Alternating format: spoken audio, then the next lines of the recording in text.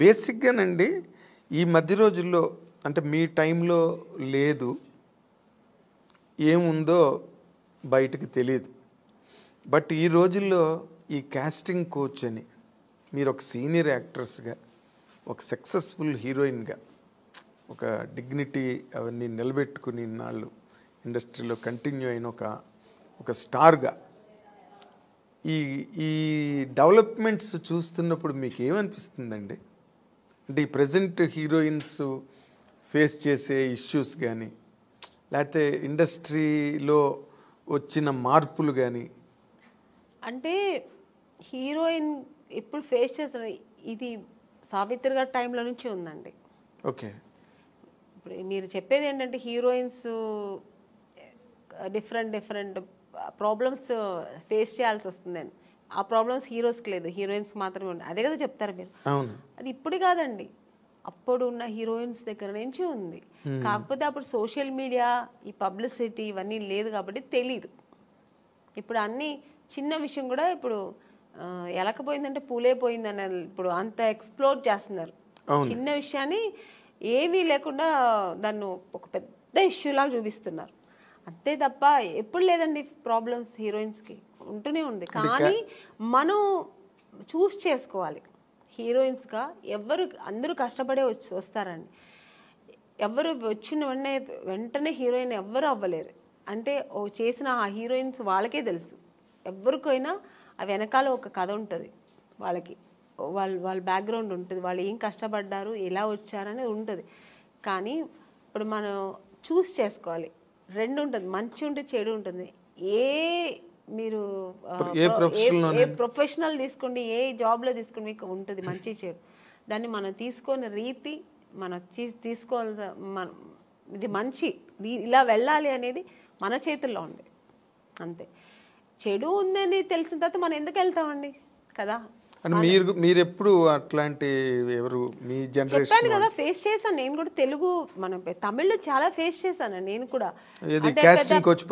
అవునండి. ఇప్పుడు పెద్ద పెద్ద డైరెక్టర్స్, పెద్ద పెద్ద కంపెనీల్లో లేదు అలాంటి నాకు తెలిసి. కొన్ని కొత్త కంపెనీస్ వస్తాయి, కొత్త వాళ్ళు వస్తారు, సడన్గా ఆఫీస్ వేసుకుని హీరో. మనకేం తెలుసు వాళ్ళు కొత్త ఏదో హీరోయిన్స్ ఛాన్స్ అంట, మనం వెళ్తాము. పిలుస్తారు, మేనేజర్ పిలుస్తారు, వెళ్తాం. ఓకే అండి, 2 pieces వేయాలండి, మీకు ఇక్కడ స్ట్రెచ్ మార్క్ లా ఉంటుంది కదా, అలా ఏమైనా ఉందంటే, నాకెళ్ళి ఎందుకు ఉంటుందండి స్ట్రెచ్ మార్క్, నాకు లేదండి అంట. లేదు, ఒకసారి చూపిస్తే బాగుంటుంది. ఎలా చూపిస్తారండి? పక్కన ఇప్పుడు ఒక మదరు, మా బ్రదరు ఉంటారు, వాళ్ళ ముందు ఇది చూపించండి, ఎలా ఇలాంటివి జరుగుతాయండి. అది ఎలా చూపిస్తారు? అది వాళ్ళు అర్థం చేసుకుంటా కావాలని చేస్తారా, లేదు పర్టికులర్గా దీనికోసమే ఆఫీస్ వేసుకుని కూర్చుంటారా, మనకు తెలియదు. అప్పుడు అర్థమైపోతుంది వీళ్ళు సినిమా తీస్తారా లేదు దీనికోసం వచ్చారా. మనకు ఎక్స్పీరియన్స్ కదా. ఇప్పుడు ఒక 4-5 కంపెనీ వెళ్తే ఇప్పుడు అక్కడ ఎలా జరిగింది. ఇప్పుడు ఒక పెద్ద కంపెనీకి వెళ్తే వాళ్ళు ఏం అడుగుతారు, కొంచెం డ్యాన్స్ చేసి చూపించమ్మా, ఒక యాక్టింగ్ చూపించు, ఎమోషనల్గా చేయి. ఇప్పుడు ఒక హీరోయిన్తో మాట్లాడాలి, ఈ డైలాగ్ ఇస్తారు, ఇది ఎలా మాట్లాడతాం, ఇలా అడుగుతారు. అది మనకు సినిమాకు సంబంధించింది మాత్రమే వాళ్ళు అడుగుతారు. స్ట్రెచ్ మార్క్ చూడాలి, మీకు ఇక్కడ ఏమైనా బ్లాక్ ఉంటుందా, మొన్న ఒక హీరోయిన్ అలాగ వచ్చారు, మేము చూడకుండా వేసుకున్నాం, చూసిన తర్వాత స్పాట్లో చూసాము, మీరు కొంచెం బట్టలు ఇప్పి చూపించండి. ఇలాంటివి కొన్ని కొత్త వాళ్ళు ఉంటారండి. ఇలాంటి వేషాలు వాళ్ళు దీనికోసం వస్తారా లేదు సినిమా తీయడానికి తెలిసిపోతుంది మనకు. అప్పుడు అర్థమవుతుంది. అప్పుడు లేదు సార్, ఐఎమ్ సారీ, నేను అలా అంతా చేయలేను, నాకు స్విమ్మింగ్ నాకు అసలే తెలియదు, నేను అలాంటి క్యారెక్టర్ కూడా నాకు వద్దని చెప్పి లేచి రావడం, అంతే మన పద్ధతి. ఓకే చూపిస్తాను అనేది అది వాళ్ళ ఇష్టం అండి. అది ఎవరిని మేము తప్పు అనట్లేదు, వాళ్ళకి ఇష్టపడి ఓకే నేను దేనికైనా ఓకే నేను చూపిస్తాను అనేది వాళ్ళ మనసు దాన్ని బట్టి ఉంటుంది.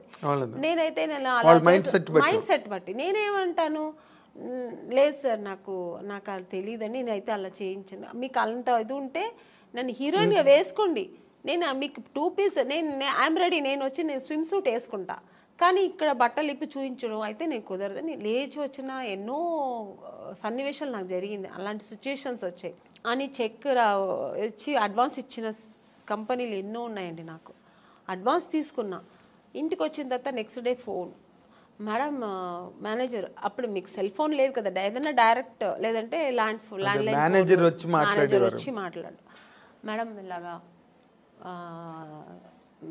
డైరెక్టర్ గారు అక్కడ ఫుల్ ఇది పెట్టుకున్నారు, ఒక స్టోరీ డిస్కషన్ పెట్టుకున్నారు, ఇట్లా ఒక బీచ్ దగ్గర ఇట్లా రమ్మంటున్నారు మిమ్మల్ని, ఫైనాన్షియర్ వస్తున్నారు చూడాలంట.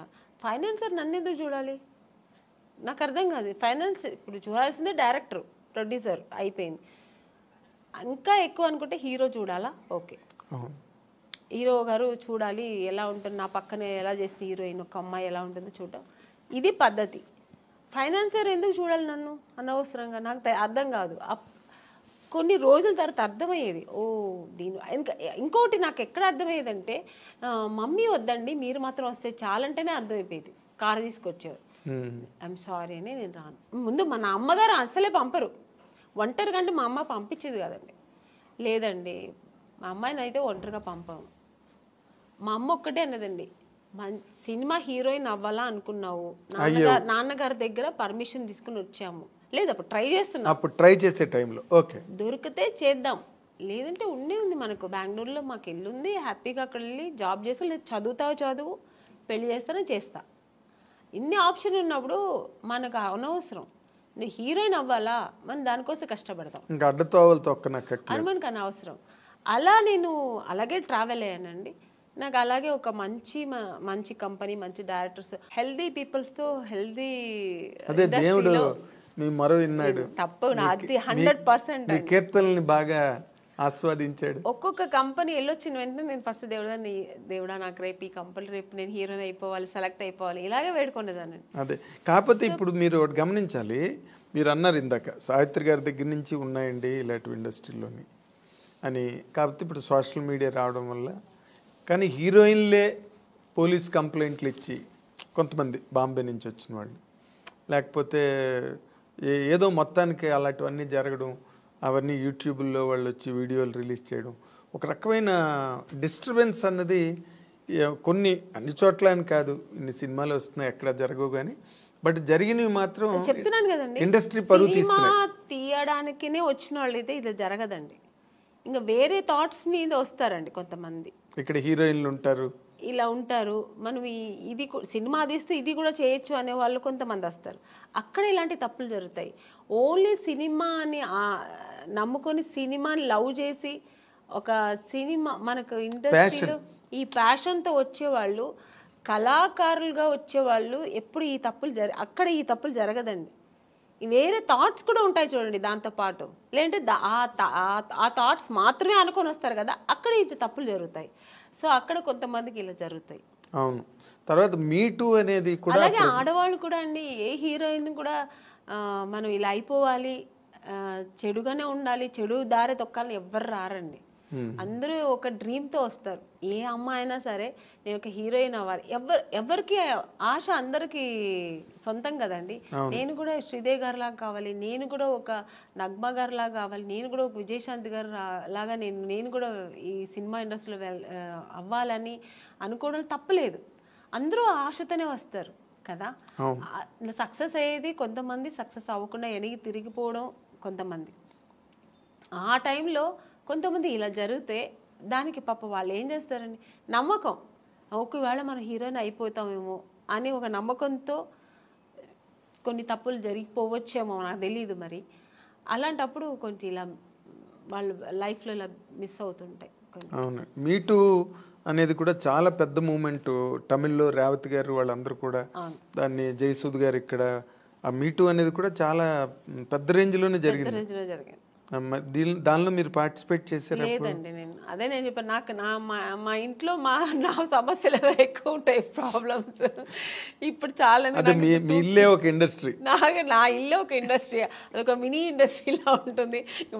వాళ్ళ ప్రాబ్లమ్స్, పైగా ఇప్పుడు నాకు 2 పిల్లలు, వాళ్ళ చిన్న పిల్లలు, వాళ్ళని చూసుకోవడం, ఫుల్ బిజీ ఉంటానండి. అసలు నేను ఇంటికి వెళ్తే నా ఫోన్ కొంచెం ఫ్రీగా ఉంది మాట్లాడతానంటే ఇక్కడ షూట్లో ఉన్నప్పుడే, అక్కడ కొంచెం ఫ్రీగా ఉంటాను. ఇంటికి వెళ్తే 24 అనేది నాకు 26 అవర్స్ అయినా చాలదండి. అంటే నా 2 పిల్లలు ఉన్నారు కదా, వాళ్ళు కొంచెం హైపర్ యాక్టివ్ ఎక్కువ. వాళ్ళు నా ఫోన్ వాళ్ళ దగ్గర ఉంటుంది, నా దగ్గర ఉండదు. నేను ఆడుకోవాలి, కొంచెం ఫోన్ ఇయ్యమ్మా, కొంచెం ఫోన్ చేసుకోవాలి, నాకు ఏదైనా మిస్డ్ కాల్ ఉంటుంది, కొంచెం ఇయ్యమ్మా, కొంచెం ఈ నాన్న అని నా పిల్లలతో నేను ఆడుకోవాలి.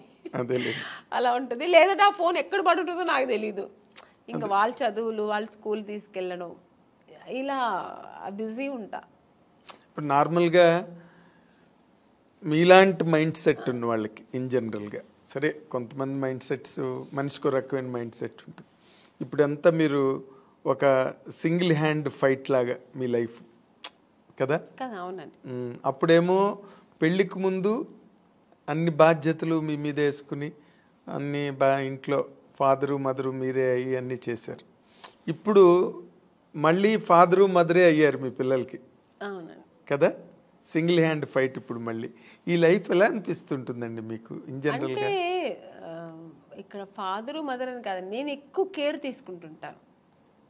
ఇప్పుడు అప్పట్లో కూడా మా నాన్నగారు మా అమ్మగారు అందరూ ఉన్నా కూడా, అది చెప్పాను కదా, ఇంట్లో ఒక వస్తువు లేదంటే దాన్ని నేనే ఇంట్రెస్ట్గా నాకు ఇది కావాలి, ఇది ఇంట్లో ఇలా ఉండాలి, మా ఇల్లు కూడా ఇలా ఉండాలి, మా ఇంట్లో కూడా కార్పెట్ వేయాలి, మా ఇంట్లో కూడా సోఫా ఉండాలి, ఇలా ఆలోచిస్తుంటాను.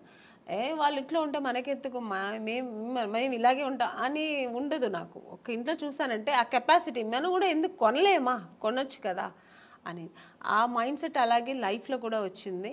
ఇప్పుడు మన పిల్లలు ఆ అమ్మాయి స్విమ్ చేస్తారు, ఎందుకు మా సిస్టర్ కూడా నేర్చుకుంటుంది, నేర్చుకుని అలాగే ఇప్పుడు మా పిల్లలు కూడా.